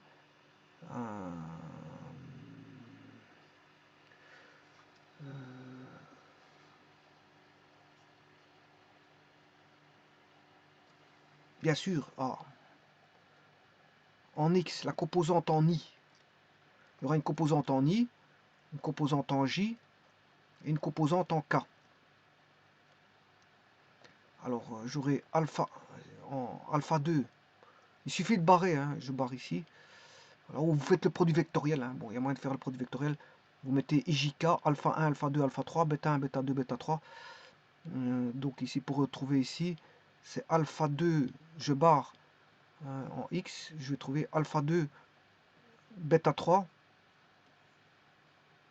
alpha 3, bêta 2. Donc ici, si je mets en termes de alpha 2, ça c'est un système de paramètres directeurs de la droite reliant pi1 inter pi2. Voilà, et pi1, c'est le plan perpendiculaire à U, et pi2, c'est le plan perpendiculaire à V. Donc si j'écris ceci, c'est alpha 2, alpha 3, bêta 3, alpha 3, bêta 3.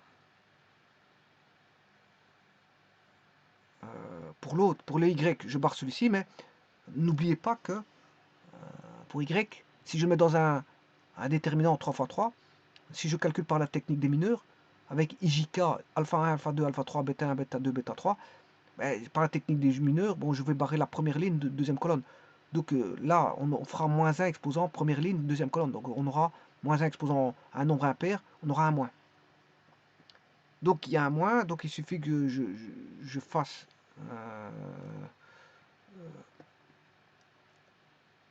si je me suis trompé, c'est alpha 1, alpha 3,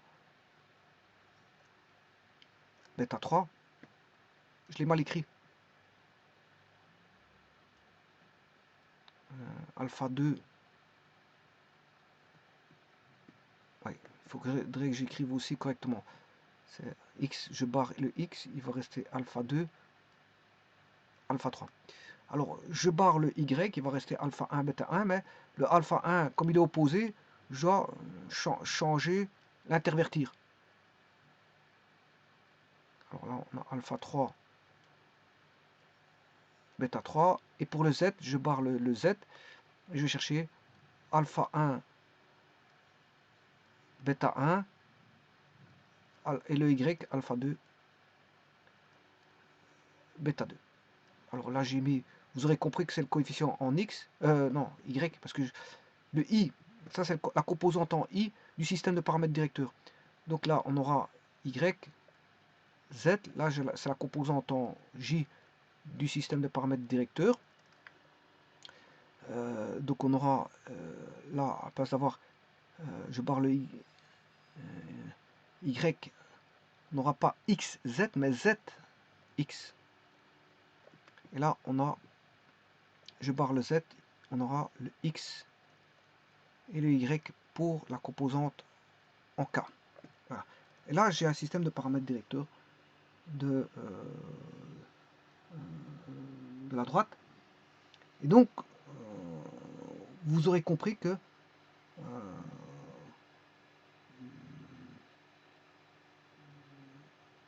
un système de paramètres directeurs de la droite, enfin de W, un système de paramètres directeurs, enfin, est multiple d'un déterminant d'une matrice qui est I, J, K. Et alors c'est U, je vais mettre le U, alpha 1, alpha 2, alpha 3,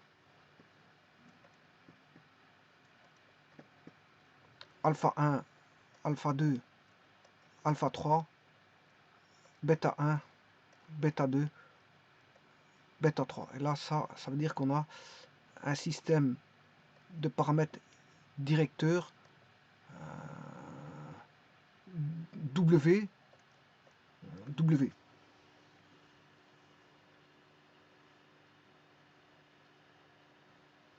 Alors, si j'écris, bon, j'ai pas démontré ça, hein, ici je suis en train de mettre des éléments pour mettre la propriété, mais je le démontrerai plus tard. Je vous l'ai dit que c'est la dernière démonstration, enfin la dernière propriété qui n'a pas été démontrée, mais je suis en train de vous montrer en gros à quoi je vais aboutir.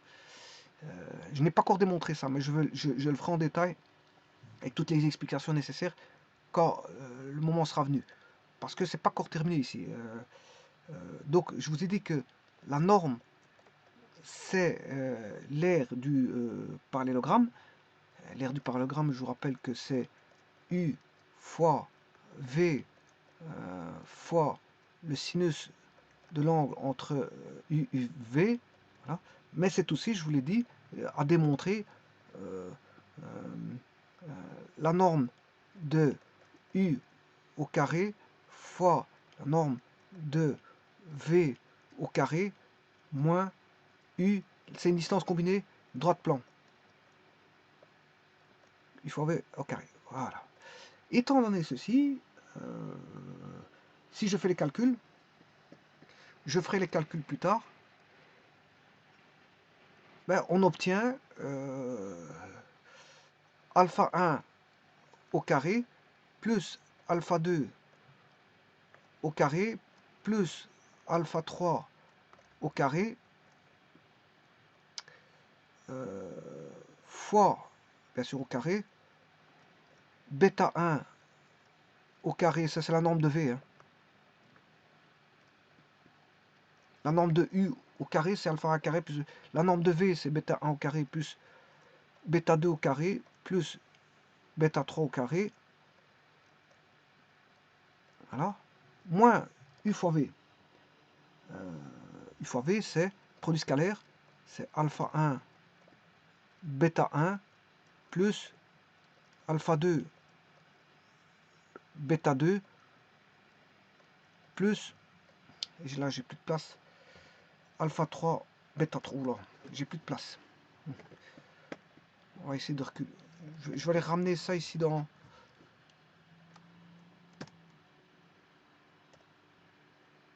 Je vais ramener ça dans une page, nouvelle page.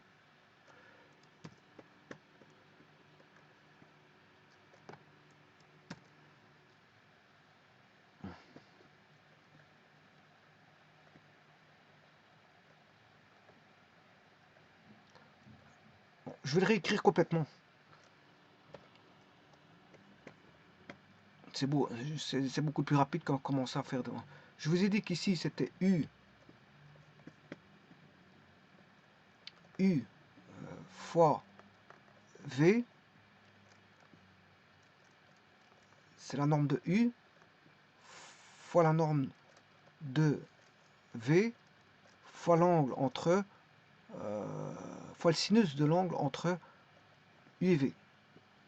Mais c'est aussi l'aire du parallélogramme, mais c'est aussi une distance combinée, comme je vous ai expliqué, que je devrais démontrer ça. Voilà, c'est U.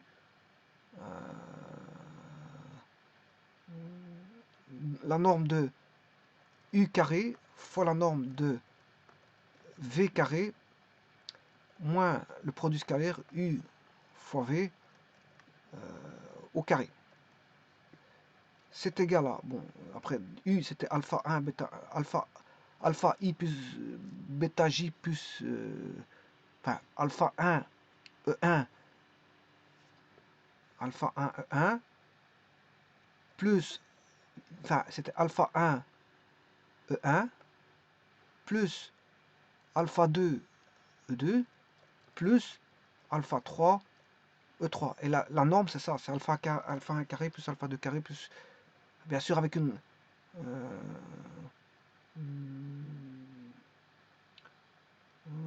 c'est la norme au carré.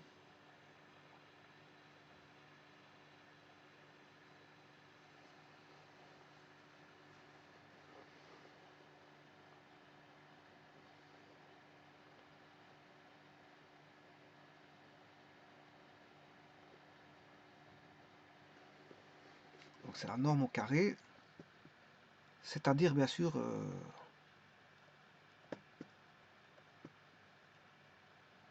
racine carrée au carré.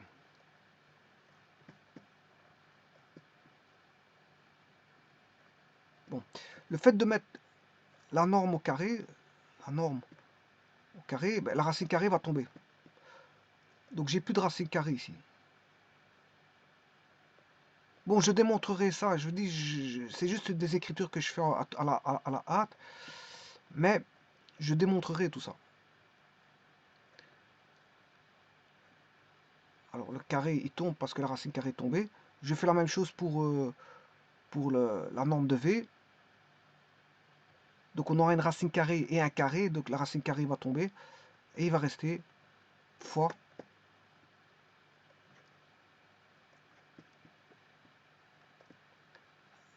bêta 1 au carré plus bêta 2 au carré plus bêta 3 au carré moins, alors là cette fois-ci pour ne plus avoir le même problème que tout à l'heure, je vais reculer ça.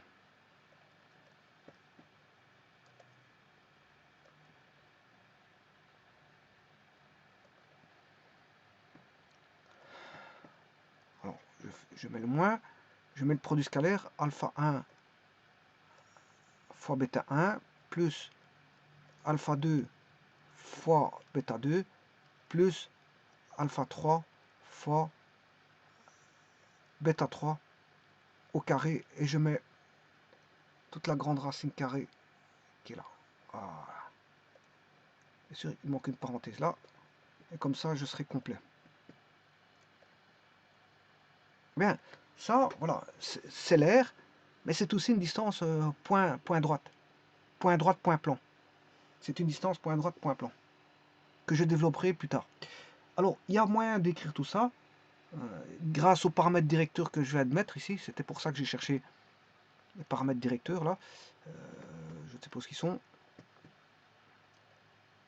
Je viens de chercher à l'instant des paramètres directeurs, je ne sais pas. Je crois qu'ils sont là. Oui, c'est pas ça. Je ne sais pas ce que j'ai mis les paramètres directeurs. Je les ai calculés à l'instant.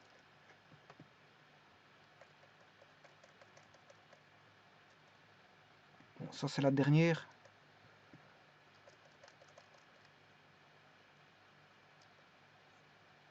Je ne sais plus où ce que j'ai mis les paramètres directeurs. Bon, est-ce que c'est pas l'avant-dernière? Voilà, c'est ici. Les paramètres directeurs, ils sont là. Donc je vais écrire l'expression que vous avez vue, distance point droite point plan, par rapport à ce système de paramètres directeurs, par l'intermédiaire de ce qu'on appelle voilà, le développement que je ferai en algèbre linéaire, Binet-Cauchy. Binet-Cauchy. Ceci, je peux le développer par Binet-Cauchy. Alors si je développe ceci par Binet-Cauchy,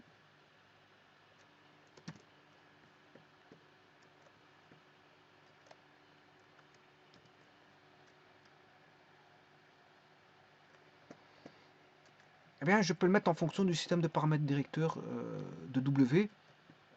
Et là, je peux avoir l'écriture par Binet-Cauchy, bien sûr. Je mets le système de paramètres directeurs alpha 2, alpha 3, bêta 2,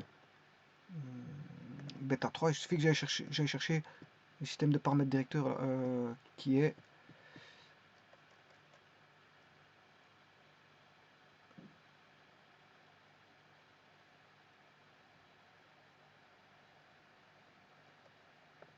c'est pas ça.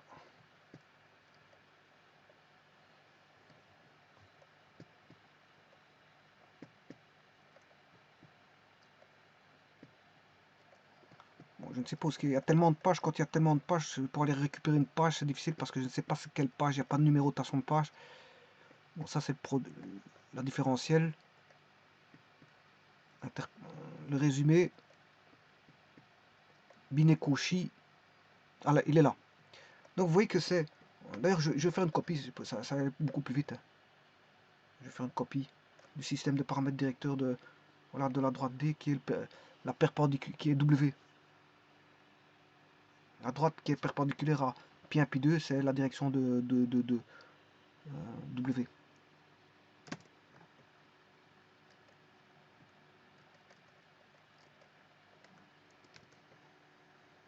Voilà, je vais l'écrire par Binet-Cauchy.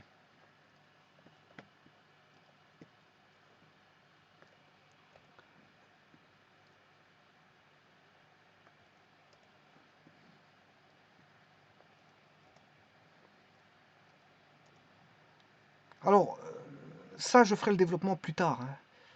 Je vous dis, j'énonce. J'énonce la démonstration, je la ferai plus tard. Parce que je dois repasser par l'algèbre linéaire hein, pour ça. Pour expliquer ça, ça demande un repassage par l'algèbre linéaire. Et donc, voilà, repasser par les calculs de produits matriciels. De produits de déterminants matriciels. Hein. Donc c'est pour ça que bon, je n'ai pas encore abordé le produit de déterminant matriciel. Donc c'est à ce moment-là que je vous montrerai bon comment peut-on passer d'une expression de la sorte à celle à des déterminants que comme je vais vous montrer ici. Donc on a ceci plus ceci plus ceci au carré. Alors le passage de l'un à l'autre, je n'ai pas fait la démonstration, mais c'est Binet-Cauchy. Binet-Cauchy. Donc vous voyez que par l'intermédiaire de... ça donne l'air. Oui, ça donne l'air, mais ça donne aussi distance point droite, et donc par l'interprétation de Cauchy et des vecteurs directeurs de W, qui est l'intersection de deux plans formés par les normales, la première formée par une normale à U et l'autre formée par une normale à V, va donner la direction de W par l'intermédiaire d'une droite qui est intersection de deux plans. Donc je connais le système de paramètres directeurs, le voici, et je peux écrire l'aire d'un parallélogramme par l'entremise d'une distance point droite, une distance combinée point droite, point plan, et donc repasser par Cauchy et d'aller remettre les systèmes de paramètres directeurs de W dans la racine carrée, plutôt que d'avoir alpha 1 carré plus alpha 2 carré. Alpha 1 carré, alpha 2 carré, alpha plus alpha 3 carré, fois bêta 1 carré plus bêta 2 carré plus bêta 3 carré, moins alpha 1 bêta 1 plus alpha 2 bêta 2 plus alpha 3 bêta 3, provient bien sûr, au carré, hein, provient bien sûr la distance point droite, distance combinée point droite, point plan. Bon, ça c'est compréhensible. C'est pas, là n'est pas encore la difficulté. La difficulté c'est Binet-Cauchy pour passer de l'un à l'autre. Et là, il faut voir bien sûr voilà, la démonstration de Binet-Cauchy pour comprendre comment on est passé de l'un à l'autre. Quoique, on sait le faire manuellement. Hein. Il n'y a pas besoin de passer par Binet-Cauchy. Hein. D'ailleurs, je le ferai manuellement. Je le ferai de deux manières. Je le ferai par les déterminants de Binet-Cauchy, mais je le ferai aussi par le calcul de l'algèbre. Hein. En algèbre, vous pouvez calculer ça. Hein. Ah, ben, bon, c'est un petit peu lourd, je peux le faire maintenant, c'est pas ça. Mais on s'est passé de l'expression là à l'expression là, bah, de manière algébrique, il n'y a pas besoin de passer par Binet-Cauchy. Mais Binet-Cauchy, lui, il fait les choses proprement. Donc voilà, il fait les choses proprement. On peut trouver facilement ça, voilà, par Binet-Cauchy. Maintenant, si vous le faites par l'algèbre, encore ici, on n'a que 3 termes. Mais si vous le faites par l'algèbre, 4 termes, c'est lourd, hein, c'est très très lourd. Hein. Par l'algèbre, c'est déjà 3 termes. Vous allez voir que quand je vais développer quand je vais développer par l'algèbre ceci, je peux le faire hein, dans une vidéo suivante. Voilà, je vais vous montrer que par l'algèbre, sans passer par Binet-Cauchy, ben, je peux trouver voilà l'écriture du dessus fait l'écriture du bas. Par, je veux dire, par calcul, hein, juste par calcul. Il n'y a pas besoin de passer par les déterminants et Binet-Cauchy. Il n'y a pas besoin de passer par Binet-Cauchy. Mais Binet-Cauchy fait quelque chose de propre. Ça, c'est sûr et certain.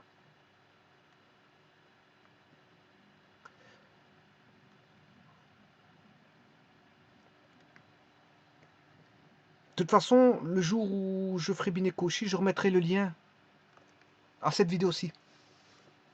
Je ferai un lien dans cette vidéo. Donc ici, cette vidéo avait pour thème, le thème de cette vidéo, ben, c'était le résumé complet du produit vectoriel. Et vous avez été gâté parce que vous avez tout ici. Voilà, parce qu'on a vraiment tout. L'anticommutativité, la multiplication par un produit scalaire, enfin par un nombre scalaire,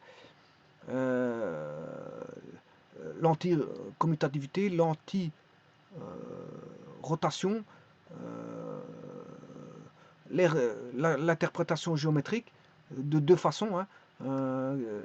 L'aire d'un parallélogramme est la distance combinée point plan, point droite. Alors définition en fonction du vecteur W qui est la direction, sens et intensité.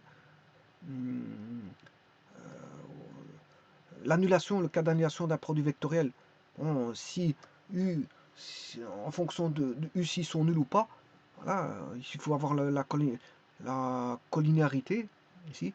Là, comment retrouver si on a affaire à un produit, si un vecteur, une base orthonormée. Alors bien sûr connaître ce que c'est qu'un repère droitier, repère gaucher, la règle du tire-bouchon, la distributivité du produit vectoriel, comment ça se passe quand on multiplie par un scalaire. Vous avez tout. Tout. Voilà, l'expression analytique sous forme d'un déterminant ou sous forme d'écriture sans déterminant, hein, on peut avoir l'un ou l'autre. La différentielle, enfin la dérivée d'un produit vectoriel, vous avez tout. Vous avez tout. Donc ici, on a le D.10, c'est celui que je développerai plus tard dans une vidéo. C'est distance combinée point plan, point, point plan, point droite. Distance combinée point plan, point droite, en repassant bien sûr par une écriture plus simplifiée, faisant référence au système de paramètres directeurs, donc en repassant par ce qu'on appelle Binet-Cauchy, pour avoir une écriture plus adaptée. Elle dit je ne l'ai pas développé, je le développerai, je m'excuse, bon, c'est pas le fruit de cet exercice, enfin, de cette vidéo parce que sinon ça prendrait énormément de temps en cours pour développer tout ça. Donc je m'arrête ici, j'énonce, comme ça on a tout. J'énonce le point 10 qui n'a pas été développé. Il y a tout dans toutes les propriétés, ils sont, définitions pour les propriétés. Mais le 10 mérite un développement qui se fera plus tard parce que je dois repasser par l'algèbre linéaire. Et de toute façon, je vais développer sans l'algèbre linéaire, juste mathématiquement, mais avec trois termes. Et puis en repassant par l'algèbre linéaire, bien sûr, démontrer Binet-Cauchy. Donc par le produit déterminant, le produit d'un déterminant matriciel.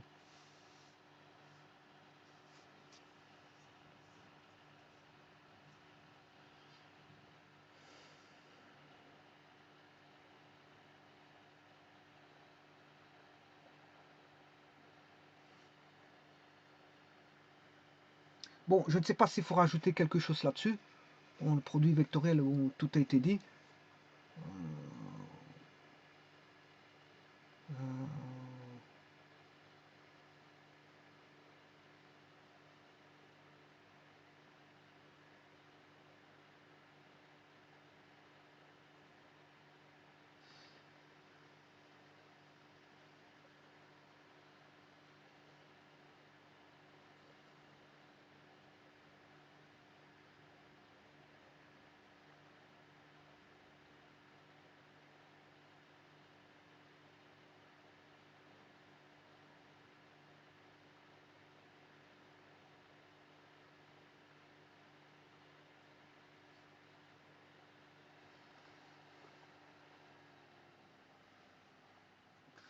Bon, je pourrais rajouter peut-être une propriété.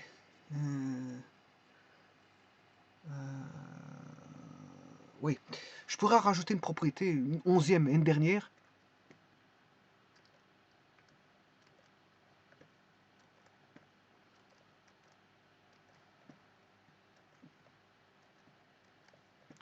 Bon, ça va de soi. Hein. U fois V1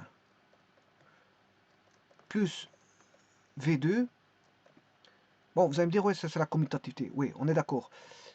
Ça, je l'ai vu, c'est la commutativité. C'est U fois V1 plus U fois V2. On est d'accord. Mais je l'ai vu, vous allez me dire, oui, mais non. Parce qu'en fait, ici, ça dénote une propriété matricielle. Il y a une propriété matricielle que j'ai déjà vue auparavant avec vous, dans une des vidéos, pour ceux qui suivent mes vidéos, bien sûr. Le déterminant d'une matrice où on aurait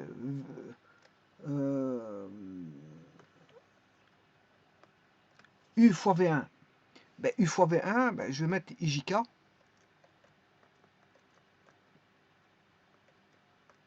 Voilà.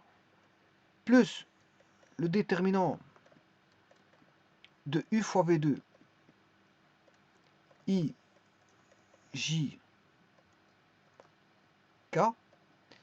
Eh bien, il y en a un. Bon, V1, si V1 c'est alpha 1, alpha 2, alpha 3, et V1, bêta 1, enfin ça c'est U. Je suis en train de faire celui-ci. Ça c'est ça. Hein. Bêta 1, bêta 2, bêta 3. Le second, on a toujours alpha 1, alpha 2, alpha 3, puisque c'est U. Hein, je suis en train de faire celui-ci. V2, ben, je peux mettre bêta prime 1, bêta prime 2, bêta prime 3. Vous aurez compris que celui-ci est une propriété de déterminant. On pourra écrire que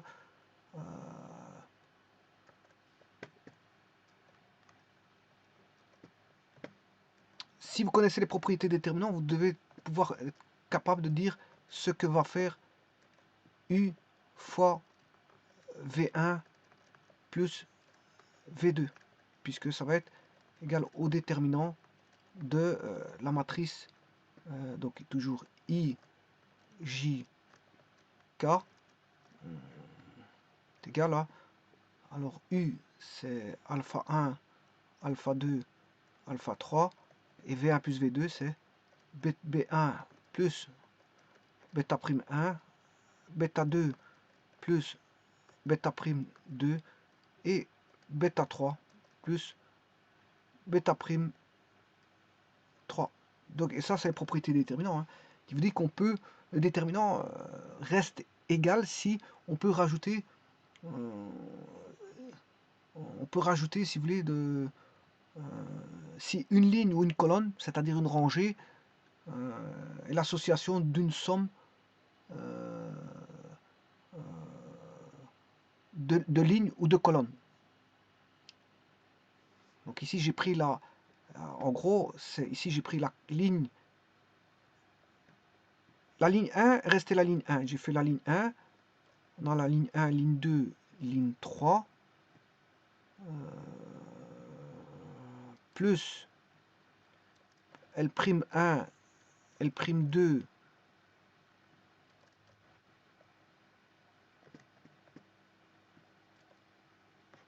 une matrice composée de la ligne 1, ligne 2, ligne 3, ligne prime 1, ligne prime 2, ligne prime 3, eh bien, la matrice est égale à... attention que L'1 n'a pas changé. Hein. Donc L'1 vaut L1, L'2 vaut L2. Voilà. Là, on aura la matrice qui vaudra... La ligne 1 est conservée. Je n'ai pas changé, je l'ai pas touché. La ligne 2, elle est conservée. Par contre, la ligne 3, c'est L3 plus L'3.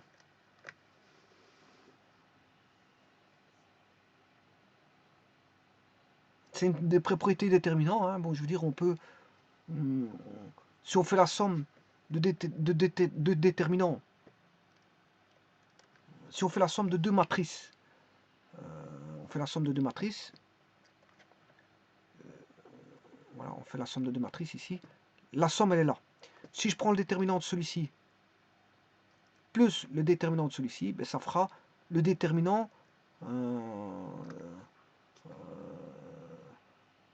de la somme là où les lignes ont changé. C'est deux déterminants identiques, hein. L1, L2, mais L3, on a L3'. En d'autres termes, je peux faire la propriété inverse. On peut toujours décomposer une matrice en une somme de matrices. Voilà. Mais cette somme doit être une combinaison linéaire. Hein, parce que vous voyez que L3, j'ai décomposé en L3 et L3' qui proviennent d'une combinaison linéaire de L3, de la ligne 3 de celui-ci. On peut décomposer dans ce sens-là. On peut décomposer. Si on a une combinaison linéaire, on peut le décomposer. On peut former une combinaison linéaire d'une ligne ou d'une colonne, hein, et la décomposer en une somme matricielle. C'est ça que ça veut dire.